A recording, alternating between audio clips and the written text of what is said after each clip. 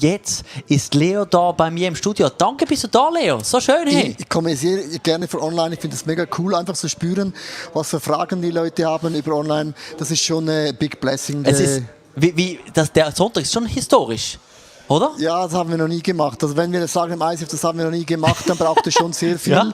Aber ich finde es halt mega cool. Wir haben gesagt, lass uns die Chance nutzen. Wir haben die Möglichkeit, noch mit 50 Leuten uns zu treffen. Wir halten uns an alle Regulations. Wir haben auch das Glück, dass unsere Halle so gebaut ist, dass es in sich geschlossene Räume ist, die man eben auch, man hat eigene Eingänge, eigene WCs, eigene Toiletten und es ist eigentlich in sich alles geschlossen.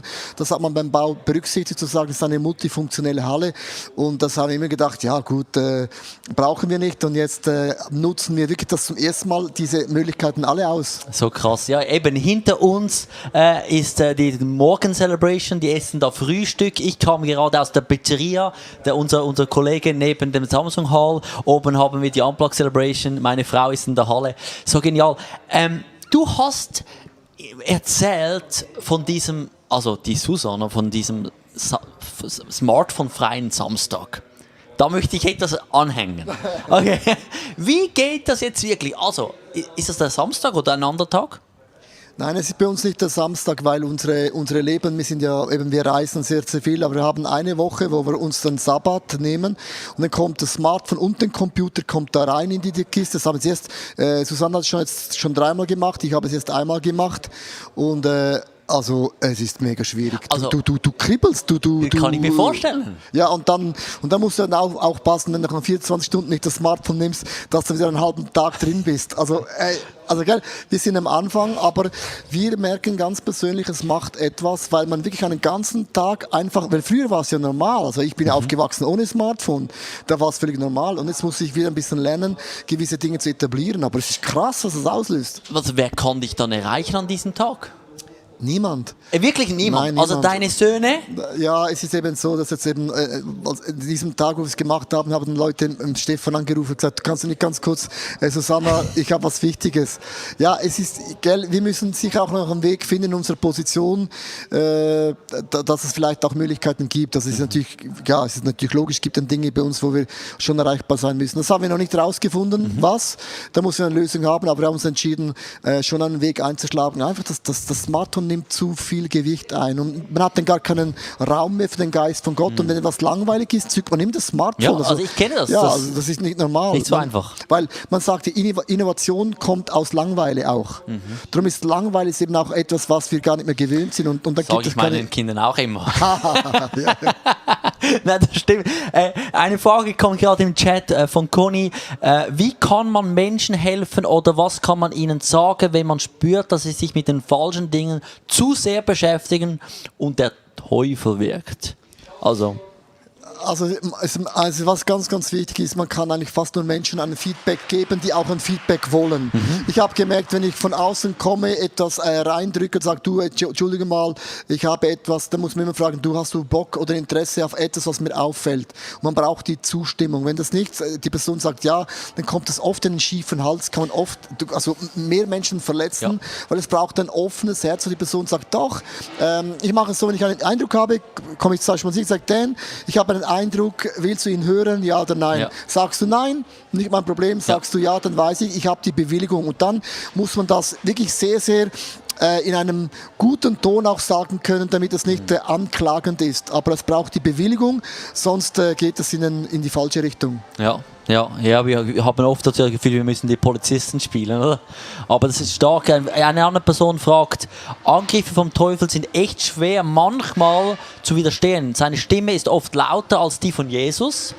Danke für die offenen Fragen. Und ich bin echt ratlos, was ich machen kann. Was kann ich machen? Danke für die Frage.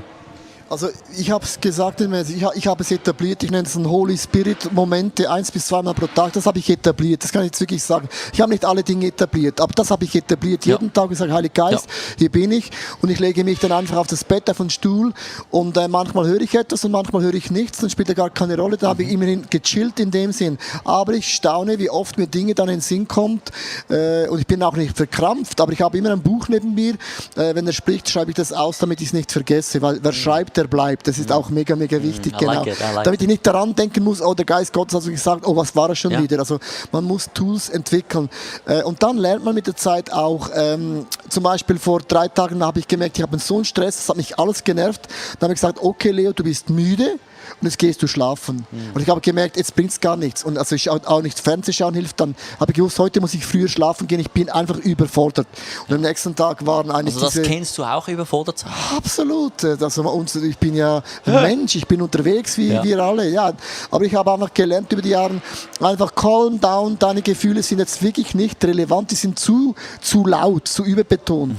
Dann gehe ich schlafen, nächsten Morgen stehe ich auf, dann merke ich, dann kommt sie eine gesunde Balance. Ich merke, ich möchte ja als Leiter, jetzt auch in der Kirche, möchte ich, dass meine Kapazität sich erweitert. Und also auf der einen Seite merke ich, wenn Stress kommt, möchte ich mich challengen, dass ich das aushalten kann. Aber trotzdem gibt es ja eine kritische Masse. Wie erlebst du das und wie gehst du mit dem um? Also auf der einen Seite, ich möchte wachsen, auf der anderen Seite, nein, das ist einfach zu viel, ich muss das... Also wie gehst du damit um? Das ist ein mega guter Punkt. Das ist ein mega guter Punkt, weil ich will auch wachsen. Ja. Bedeutet, man muss Dinge abschneiden. Man muss gute Dinge abschneiden, die eigentlich auch gut sind. Und das ist immer verletzend, weil Leute sagen, ja, aber komm, ich muss viele Dinge Nein sagen. Und Leute sagen, aber das ist doch eine gute Organisation. Ja. Sag ich immer, logisch ist es gut, nimm es auch nicht persönlich, das ist gar nicht bewertend. Aber ich habe einen Sweet Spot, einen Auftrag, den Gott mir gegeben hat. Und für das möchte ich mein Maximum geben. Weil Trauben, du musst ein paar gute Äste abschneiden, damit der eine Ast noch mehr Saft bekommt. Und ich sage, wenn man einfach immer anhängt und anhängt und anhängt und anhängt, dann ist es genauso, ich sage jetzt mal, teuflisch. Und man muss immer wieder zu allem, was man wieder neu macht und sich expandiert, logisch, man kann auch lernen, mehr zu tragen. Das ist auch so, ich kann heute viel mehr tragen als noch vor 10 Jahren. Ja. Aber es gibt ein Maß, wo ich sage, okay, wenn ich das mache, muss ich etwas abschneiden, was vorbei ist. Und das braucht Mut und das ist nicht wertend, wenn ich zu etwas Nein sage. Also man muss lernen, Nein zu sagen und abzuschneiden. Und das muss man immer wieder. Du hast in der Message davon erzählt, dass die Generation heute ist viel schneller in einem Burnout. Schon ganz viel früher. Also ab 18, 20. Was würdest du jetzt jemandem online mit auf den Weg geben, der merkt, ich habe Anzeichen von Burnout oder ich vielleicht sogar diagnostiziert Burnout? Es ist ein kompliziertes Thema. Es sind verschiedene Themen. Das eine ist einfach das Smartphone, das hat mit Vergleichen zu tun, dass man einfach irgendwie wirklich einen Weg finden muss, wo man sagen kann, die Worte Gottes sind wichtiger. Das ist das eine, weil wir sind ja mega abhängig, was sagen Menschen, was denken Menschen, Reaktionen und Blicke und so. Das ist das eine. Und das zweite ist auch, es ist eine Generation, die will Erfolg haben. Also Leistung und Erfolg das ist wirklich zu oberst. Und man muss Erfolg eben nochmals neu definieren. Für mich heißt es nicht Erfolg, wenn ich 1 Million Franken verdiene oder eine riesen Firma habe. Erfolg kann sein, dass Gott dir einen Auftrag gibt, eine kleine Gruppe zu leiten, wo Menschen die Bibel kennenlernen. Und es sind immer 10, 12 Leute. Und das würde die Welt nie als erfolgreich definieren. Also Erfolg in den Augen Gottes hat eine andere Dimension. Und das muss ich mir immer auch sagen. Ich bin auch umgeben von sehr erfolgreichen Menschen und ich bin in der Kirche. Mein Gehalt hat sich nicht verändert in den letzten Jahren, sondern meine Arbeit ja. Und da muss ich sagen, gut, ja, ich habe mich entschieden, in das Reich Gottes zu investieren. Das heißt nicht, dass unsere Gehälter schlecht sind, aber ich weiß, es ist gedeckelt irgendwo. Ist auch okay so. Ja. Aber ich muss immer wieder vertrauen, dass eben der größte Applaus ist nicht auf der Erde, ist im Himmel. Und man muss so einen Filter haben, um Dinge wieder in das richtige Licht zu setzen, weil sonst sind die Werte der Welt, wird plötzlich auch meine Werte, wie wir Christen Dinge definieren. Und heißt nicht große Kirche gleich Erfolg. Es kann sagen, du hast eine kleine Gemeinschaft und Gott sagt, well done. Also wir bewerten oft Dinge falsch. Ich liebe das Buch, das du mal uns gegeben hast, Smart Church oder Small Church Essentials. Das hat mir sehr geholfen. Hey, danke Leo, warst du hier im Studio.